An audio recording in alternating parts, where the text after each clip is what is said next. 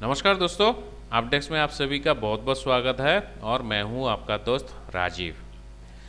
Friends, कुछ दिन पहले मैंने ये वीडियो अपलोड किया था, importance of volume in option chain analysis. तो यहाँ पर एक फ्रेंड ने सवाल किया था, वो एक सेकंड में आपको दिखाता हूँ। परेश वर्जी, तो इन्होंने लिखा, nice information, please do interpretation with futures wise and options wise data of same stock, which one is superior, that is futures Y or options Y. Also link this with cash market. इन्होंने और लिखा, operators make position in which market first, derivative market और cash market. तो आज की video में मैं ये सवाल का जवाब देना चाहूँगा विथ एग्जाम्पल, फ्यूचर्स वाई बेहतर है या ऑप्शंस वाई बेहतर है। तो सबसे पहले मैं इनका जो दूसरा सवाल है इसका जवाब दे देता हूँ।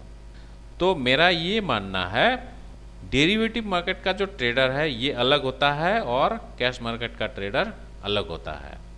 तो यहाँ पर ये नेसेसरी नहीं है कि पहले डेरिवेटिव मार्केट में पोजीशंस बनेगा और उसके बाद कैश सेगमेंट में, या फिर पहले कैश सेगमेंट में पोजीशंस बनेगा उसके बाद डेरिवेटिव सेगमेंट। तो ऐसा बिल्कुल नहीं है, जिसमें जो ट्रेडर लोग पहले पोजीशंस बनाएगा वहाँ पर ही सबसे पहला पोजीशंस बनेगा। ये एज सिंपल एज दैट। तो ये कोई कॉम्प्लिकेटेड सवाल है नहीं। तो चलिए अभी हम लोग पहला सवाल की ओर बढ़ते हैं। तो विच वन इज सुपेरियर। तो सबसे पहले मैं आपको बता देता हूँ, अगर आप डेरिवेटिव सेगमेंट में ट्रेड करते हो, स्टॉक डेरिवेटिव, तो आपको हर स्टॉक में ट्रेड नहीं करनी है। आपको कुछ स्टॉक चुनना है जो कि हाईली लिक्विड हो। तो मैं स्पेशली ये 5 स्टॉक में ही ट्रेड करता हूँ डेरिवेटिव सेगमेंट में, HDFC bank, Infy, Reliance, Tata Motors and Tata steel. और क्यों आपको ज़्यादा स्टॉक नहीं चुनना है, क्योंकि आप अगर डेरिवेटिव मार्केट में सीरियसली ट्रेड करते हो तो आपको कुछ डेटा मेंटेन करनी पड़ेगी, और वो डेटा आप हर स्टॉक का मेंटेन नहीं कर पाओगे। इसीलिए आपको 4-5 तो स्टॉक ही सिलेक्ट करना है। तो आज की एग्जांपल के लिए मैं रिलायंस का स्टॉक चुन लेता हूँ। तो यहाँ पर मैं आपको इंटरेस्टिंग डेटा दिखाता हूँ। जैसे ये मार्केट की सेंटीमेंट है, रिलायंस की सेंटीमेंट। तो यहाँ पर मैं रिसेंट डेटा दिखाता हूँ।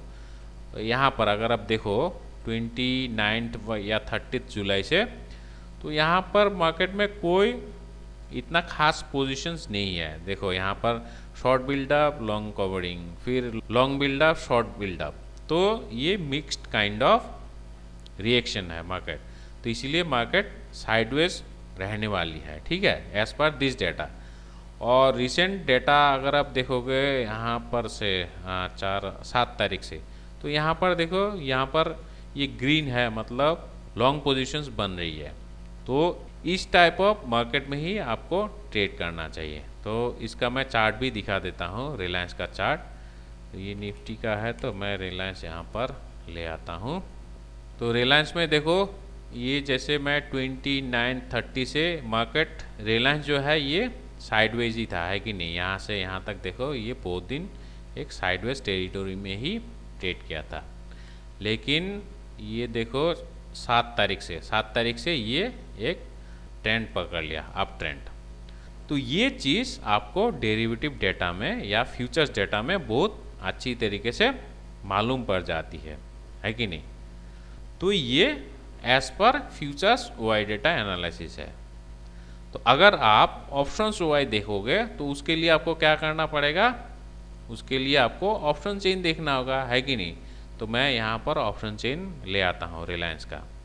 तो ये तो बाय डिफ़ॉल्ट निफ्टी का आता है, तो मैं यहाँ पर रिलायंस का ले आता हूँ।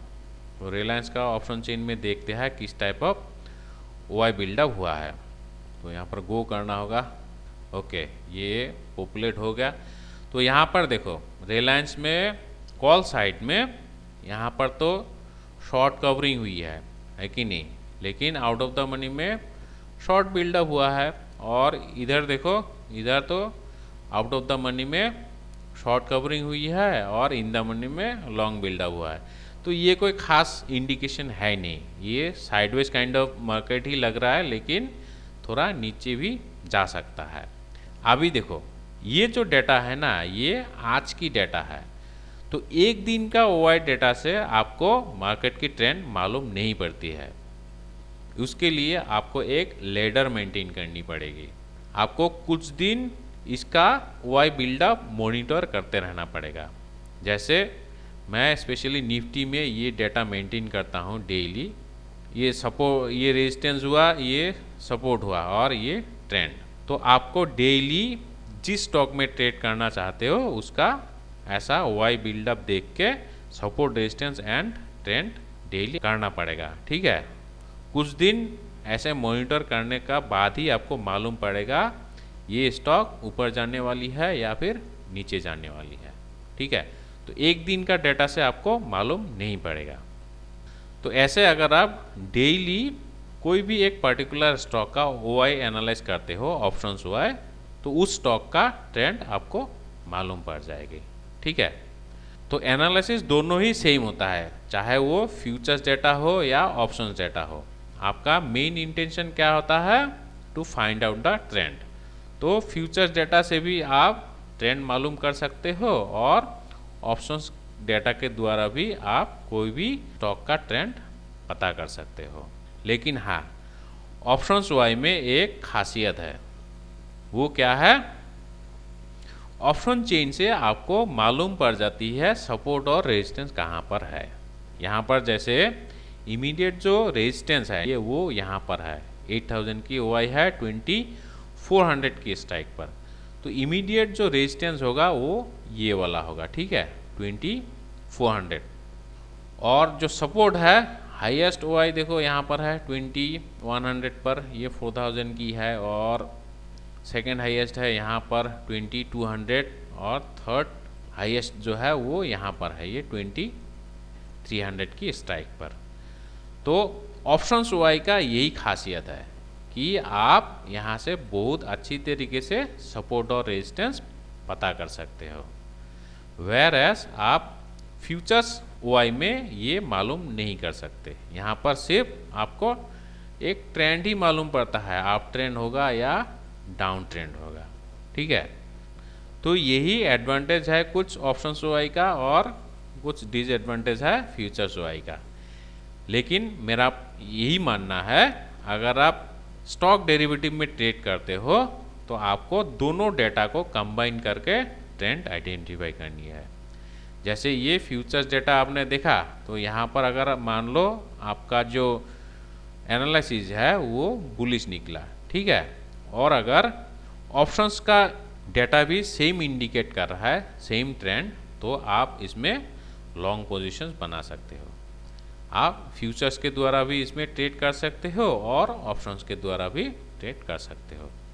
तो फ्यूचर्स में आप लॉन्ग पोजीशंस बनाओ, नहीं तो ऑप्शंस में कॉल लॉन्ग कर सकते हो, नहीं तो फिर पुट को आप शॉर्ट करके भी इसमें ट्रेड बना सकते हो। ठीक है, तो ऐसा कोई बात है नहीं कि ऑप्शंस ओआई सुपीरियर है या फिर फ्यूचर्स ओआई इन्फीरियर है।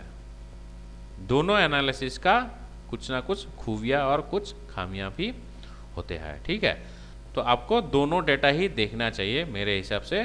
देखने का बाद ही ट्रेंड आइडेंटिफाई करो और उसके बाद ट्रेड लो। पहले आपको फ्यूचर्स एंड ऑप्शंस ओआई देख के ट्रेंड आइडेंटिफाई करनी है और उसके बाद सपोर्ट और रेजिस्टेंस के लिए आपको ऑप्शंस डेटा देखना ही पड़ेगा। तो उसके साथ अगर आप टेक्निकल एनालिसिस भी जोड़ देते हो तो आपका एनालिसिस एकदम बहुत ही पुख्ता होगा। ठीक है, तो फ्रेंड्स उम्मीद करता हूँ मैंने जो बोलने की कोशिश की वो आपको समझ आ गया। तो ये वीडियो अगर अच्छा लगे तो प्लीज़ इसको लाइक और शेयर करना और दोस्तों सब्सक्राइब करना मत भूलिएगा। तो आज के लिए इतना ही। Thank you, thanks for watching, take care.